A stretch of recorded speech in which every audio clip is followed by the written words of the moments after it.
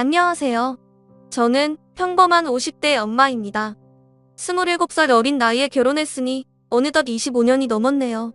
남편과는 소개팅으로 만나 7개월 동안 연애하고 결혼을 결심, 13개월 만에 결혼을 했어요. 남편은 어머니가 안 계셨습니다. 형은 결혼을 하여 가정을 꾸리고 살고 있고 시아버지는 본가에서 혼자 지내신다고 하더군요.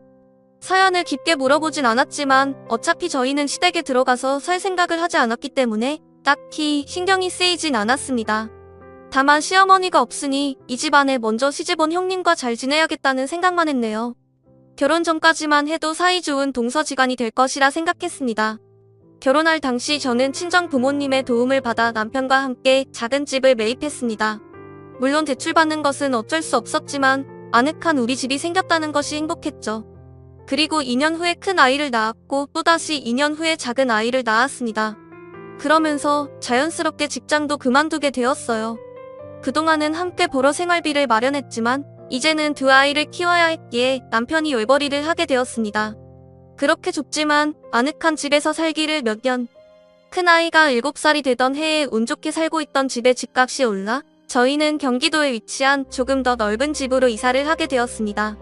그렇게 우리 집은 점점 화목하고 따뜻한 집이 되어갔지만 아주버님 댁은 그렇지 못했습니다. 형님과 아주버님의 사이가 그다지 좋지 않은 것 같았거든요. 저에게 명확하게 말씀해 주시진 않으셨지만 분위기가 그랬네요. 결혼 후 1년에 몇 번 있는 명절이나 시댁 행사에서 형님 얼굴을 본 적이 거의 없었으니까요. 계속 그렇게 지내다 보니 형님의 행동에 점점 화가 나더군요. 집안에 며느리가 2명인데 1명이 얼굴을 비추지 않으니 제가 2명 몫을 다해야만 했어요. 그래서 아주버님께 종종 형님은 왜 안 오시냐고 물어봐도 일이 있다며 불러대시기만 하더라고요. 그렇게 형님 얼굴을 제대로 외보지 못하고 산 세월이 7년입니다. 그러던 어느 날이었습니다. 평소처럼 출근했던 남편에게서 전화가 걸려와 돌연 아주버님과 형님이 돌아가셨다는 비보를 전하더군요. 저는 너무 놀라 사정을 물어보니 남편도 정확히 모르는 것 같았습니다. 남편은 바로 병원으로 갈 테니 상복을 챙겨서 와달라 했고 저 역시 바로 택시를 타고 병원으로 향했습니다. 그제서야 저희는 두 분이 교통사고로 돌아가셨다는 사실을 알게 되었죠. 정확하게는 형님이 아주버님 몰래 불륜을 저지르고 있었고 그 사실을 안 아주버님이 그 불륜 현장을 덮쳐 같이 집으로 오는 길에 사고가 났다 하더군요. 그 와중에 아주버님은 음주까지 하신 상태였고요. 두 분 다 병원으로 옮겨졌으나 바로 사망했다 했습니다. 그렇게 옮긴 장례식장의 분위기는 정말 삭막했습니다. 단순히 두 분께서 돌아가셔서 어두운 것만이 아니었습니다. 음주사고였고 그 피해자 역시 그 자리에서 사망을 했거든요. 피해자 유족들이 상가집을 쳐들어와 울고불고 행패를 부려도 저희는 고개를 들 수가 없었습니다. 그럼에도 저에게는 그 넓은 장례식장의 작은 몸으로 혼자 상주 노릇을 하고 있는 11살짜리 조카가 너무나 눈에 밟혔습니다. 혼전 임신으로 결혼을 했던 아주버님에게는 아들이 1명 있었는데요. 시댁에서 몇 번 봤을 때도 늘 고개를 푹 숙이고 있던 아이였습니다. 이리저리 뛰어노느라 바쁜 제 아이들과는 다르게 조용히 앉아만 있는 조카가 줄곧 신경 쓰였거든요. 부모 사진 앞에 홀로 앉아있는 아이를 데리고 와 밥을 먹이려고 해도 고개를 들지 않았어요. 아이는 주먹을 꽉 쥐고 입술을 깨무는 듯 보였죠. 아마 제 부모를 원망하는 유가족들의 소리가 아이가 있는 데까지 들려 무서웠을 거예요. 구석에서 몸을 떨며 앉아있던 아이가 신경 쓰여 그 옆을 지켜주었지만 11살짜리 아이가 그 두려움을 감당하는 데에는 그다지 도움이 되지는 못했나 봅니다. 게다가 식사조차 제대로 하지 못하는 아이의 다친 마음은 그 누구도 돌봐주지 않더군요. 장례식장 한쪽에서 어른들의 다툼이 시작되었습니다. 어린 조카 지석이를 누가 데려가느냐가 그 주제였죠. 얼마 안 되는 아주버님과 형님의 사망보험금은 모두 피해자의 유족들에게 가야 했기에 아이에게 남겨질 돈도 없었습니다. 형님에게는 오빠가 1명 있지만 평소 사이가 좋지 않은 남매였기에 아이의 외삼촌은 아이를 데려가지 않겠다고 했죠. 시아버지께서도 홀로 지석이를 키울 수가 없다고 하셨고요. 어른들의 결론은 결국 지석이를 고아원으로 보내는 것이었습니다. 그렇게 지석이를 시설로 보내는 방법을 알아보라는 말이 오갈 때 어른들의 눈치만 보고 있는 어린 조카가 안쓰러워 조용히 데리고 나왔어요. 제 아이들이 자꾸 생각나서일까요? 엄마가 되어보니 이런 아이를 외면하기가 여건 힘든 일이 아니었습니다. 아이에게 음료수 한 캔을 건네며 다 괜찮아질 것이라고 어깨를 토닥여 주었어요. 그랬더니 아이가 제 가슴을 파고드는 말을 하더군요. 작은 엄마, 저 괜찮아요. 어차피 전 있어서는 안 되는 존재였으니까요.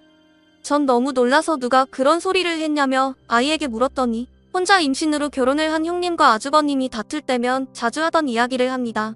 아이답지 않은 덤덤함에 가슴이 너무 시렸습니다. 어린 지석이를 꼭 안아주며 그런 존재가 아니라고 몇 번을 일러주었어요. 세상엔 있어서는 안 되는 존재 같은 것은 없다고요. 얼마나 굳어졌는지 아이는 눈물 한 방울도 흘리지 않았어요. 어쩌면 자신은 부모의 죽음 앞에서 울 자격조차 없다고 하는 것 같아 더 마음이 아렸습니다. 정례 후 지석이는 시설로 들어가기 전 몇 가지 필요한 절차를 받기 위해 당분간 아버님 댁에서 지내게 되었습니다. 아버님도 지석이를 달가워하시지 않는 입장이기에 그 짧은 기간이 남아 아이가 또 움츠려들까 걱정이 되었어요. 저는 집으로 와 곰곰이 생각을 한 끝에 남편에게 이야기했죠. 여보, 지석이 말인데 우리가 데려와서 키우는 건 어때? 뭐? 지금 우리 형편의 지석이까지 키우자고? 애가 무슨 잘못이야? 이대로 지석이 고아원으로 보내지면 나 평생 마음에 걸릴 것 같아. 지석이가 가족이 없는 것도 아니잖아. 남편은 자꾸만 지석이 이야기를 꺼내는 저에게 천천히 생각을 해보자며 대화를 끝냈습니다. 그 이후로도 저는 남편을 설득하려고 노력했죠. 지석이 이제 11살이야. 크게 손갈 나이는 지났어. 그래, 그건 나도 알아. 근데 당신애 한 명 키우는데 돈이 얼마나 드는지 몰라? 지금 우리 애들도 벅찬데 그 비용 다 감당할 수 있을까? 요즘 애들 학원비만 해도 얼만데 지석이 데려오면 우리 애들만 학원 보내? 지석이도 보내야지. 내가 버는 돈이 뻔하잖아. 여보, 그건 그렇지만 한순간에 동정으로 시작할 일이 아니야. 물론 우리 사정에 아이를 데려오는 것은 무리일 수도 있습니다. 그렇지만 눈을 감을 때면 자꾸만 보이는 그 작은 아이의 풀죽은 얼굴과 떠는 몸이 생각나서 미칠 것만 같았습니다. 제 아이들과 비슷한 또래의 남자아이가 혼자 그러고 있는 모습을 보니 우리 아이들이 저런 상황에 놓여진 것 같아 도저히 외면할 수가 없었죠. 저는 결심이 선 뒤 아버님 댁으로 곧장 향했습니다. 지석이를 데려가겠다는 제 말에 아버님은 아이를 보낼 시설을 찾았다는 줄 알았는지 어느 지역으로 데려갈 거냐고 묻더군요. 아니요. 지석이 저희가 키울 거예요. 아버님. 아버님은 그 자리에서 제 손을 잡고 우셨습니다.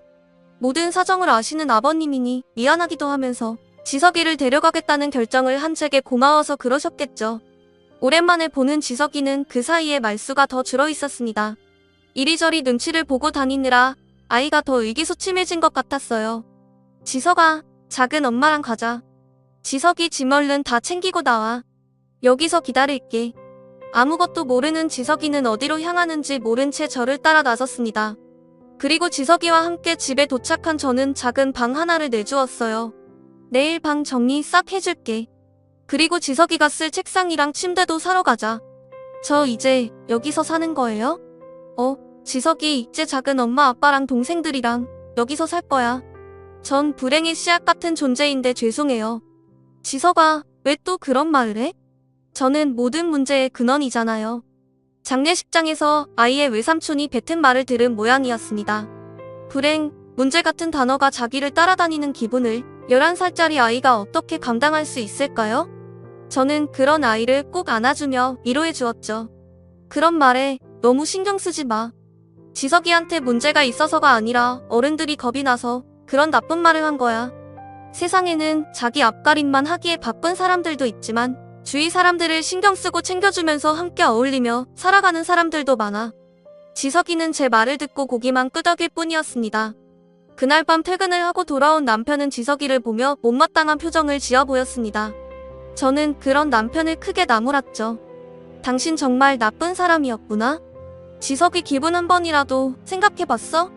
애가 얼마나 눈치를 보겠어? 그러니까 내가 데리고 오지 말자고 했잖아. 어른들 문제로 일어난 일이야. 11살짜리가 얼마나 충격이었겠어? 앞에서 대놓고들 자기를 시설에 보낸다, 어쩐다. 저 어린애가 왜 그런 말을 듣고 있어야 되냐고. 왜 나만 나쁜 사람을 만들어? 나라고 안 그러고 싶겠어? 나도 안쓰러워.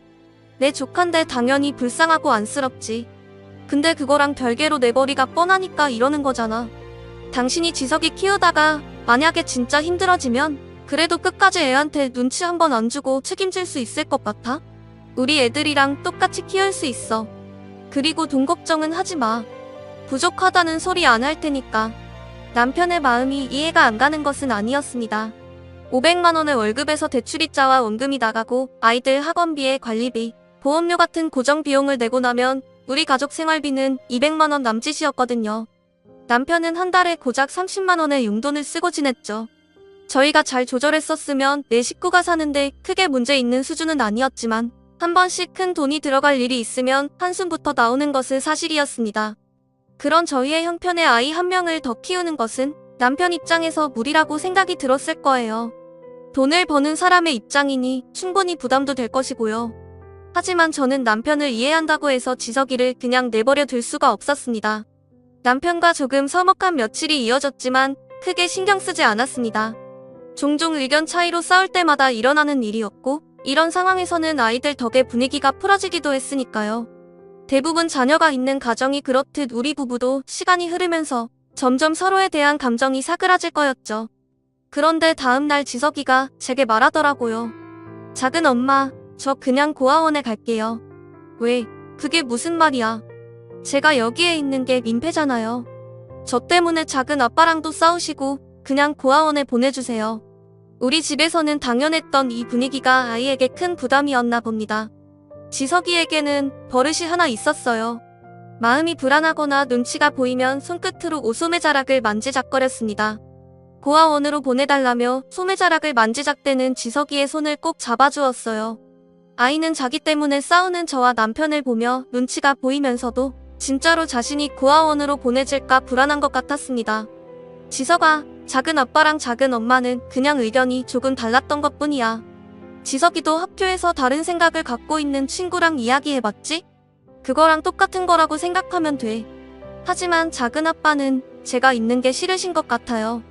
다른 사람들한테 부담이나 짐이 되고 싶지 않아요. 그러면 지석아, 작은 엄마 짐 좀 덜어줄래? 어떡해요? 우리 재민이랑 수영이의 형, 오빠가 돼서 지석이가 지켜줘. 제가요? 그럼 우리 지석이가 제일 대빵이잖아. 그렇지? 지석이는 그날 이후 자신이 할 수 있는 것이 생겨 마음의 짐을 조금 덜었는지 제가 부여한 임무에 최선을 다했습니다. 아이들을 통솔하며 학습 분위기를 조성해 주었고 9살 아들과 7살 딸이 나가서 놀고 싶어 할 때에는 곧장 데리고 나가서 놀아주기도 했었죠. 아이들은 제게 혼날 때마다 지석이를 찾아가 칭얼거릴 정도로 잘 따랐습니다. 남편은 그런 지석이와 지내는 것이 한결 편해진 것 같았죠. 지금까지는 본인이 해줘야 할 부분들을 지석이가 많이 도와주고 있었으니까요.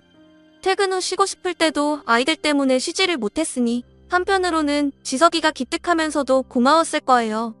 그리고 지석이는 공부도 아주 열심히 했습니다. 지석이를 찾을 때면 항상 책상에 앉아 공부를 하고 있었거든요.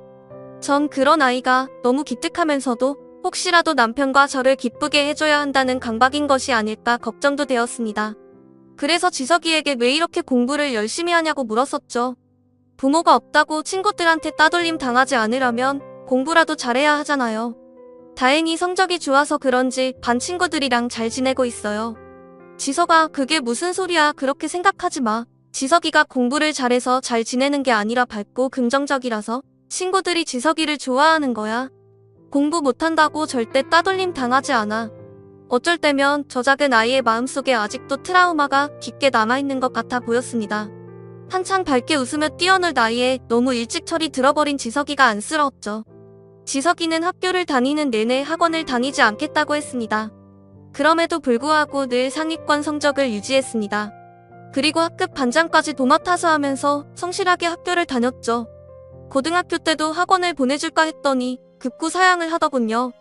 혹시 또 저희가 자신에게 돈 쓰는 것이 부담이 돼서 그러는 건 아닌지 걱정이 되어 물어보니 그것 때문은 아니라며 웃어 보였습니다. 본인은 학원에서 가르침을 받는 것보다 스스로 고민하고 풀어내는 것이 더 기분이 좋다고 하면서요. 그리고 공부를 잘하는 지석이가 제 아이들 공부까지 계속 함께 봐주었기에 되려 아이들의 학원비가 줄었습니다. 저는 그런 지석이에게 너무 고마웠어요. 지석이는 학교를 다니는 동안 봉사활동까지 열심히 했습니다. 한 고아원으로 봉사를 주기적으로 다녔던 지석이는 어릴 때부터 동생들에게 공부를 가르쳤던 것이 도움이 되었는지 고아원 아이들에게 재능 기부로 공부를 알려주고 있다고 하더라고요. 미래를 위해 스펙을 쌓아두는 것이라고 이야기하기는 하지만 지석이는 그 누구보다 진심인 것 같았습니다. 아마도 자신이 저 아이들 중 한 명이 될 뻔한 것이 지석이로 하여금 일종의 동질감과 동정을 느끼게 한 것 같았죠. 전 이제 지석이를 온전한 가족으로 받아들이고 싶었어요. 그래서 저희는 깊은 상의 끝에 지석이가 성인이 되기 전에 신양자로 입양하기로 했습니다. 신양자로 입양을 하기 위해서는 아이가 미성년자여야만 하고 양부모는 3년 이상만 혼인관계를 유지하면 조건 성립이 되더라고요. 우리 부부는 결혼한 지 10년이 훌쩍 넘었으니 그 부분에 대해서는 걱정하지 않았습니다. 그러나 그 이후에도 많은 심사를 거쳐야 했어요. 입양하는 사람이 아이를 친양자로 맞이할 실질적인 요건이 모두 갖추어졌는지, 그렇다고 해도 지석이의 행복과 이익에 적당한지 아닌지까지 판단하더군요. 친양자가 되면 지석이는 양부모의 성을 따라 이름까지 바꿀 수 있었지만 제 남편 형의 아이였기 때문에 다행히 그런 절차를 밟을 필요까지는 없었습니다. 그렇게 까다로운 절차 때문에 전 굉장히 바쁘게 움직여야만 했죠. 지석이는 이미 우리 가족이었기 때문에 누구도 지석이를 친양자로 호적에 올린다는 것에 불만이 없었습니다. 그리고 그 누구보다 지석이가 기뻐했죠. 자신에게 이제 온전한 가족이 생겼다는 것이 벅찼는지 펑펑 울기까지 했습니다.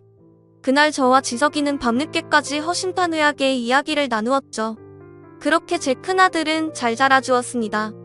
학창시절 내내 공부를 열심히 하더니 기특하게도 좋은 대학에 합격을 했어요. 서울에 있는 학교에 합격을 했지만 지방에 있는 4년 장학금을 받으며 다닐 수 있는 학교로 가겠다던 지석이에게 저와 남편은 통장 하나를 내밀었죠. 이거 네 대학 등록금이야, 지석아. 아니에요. 저 이거 못 받아요.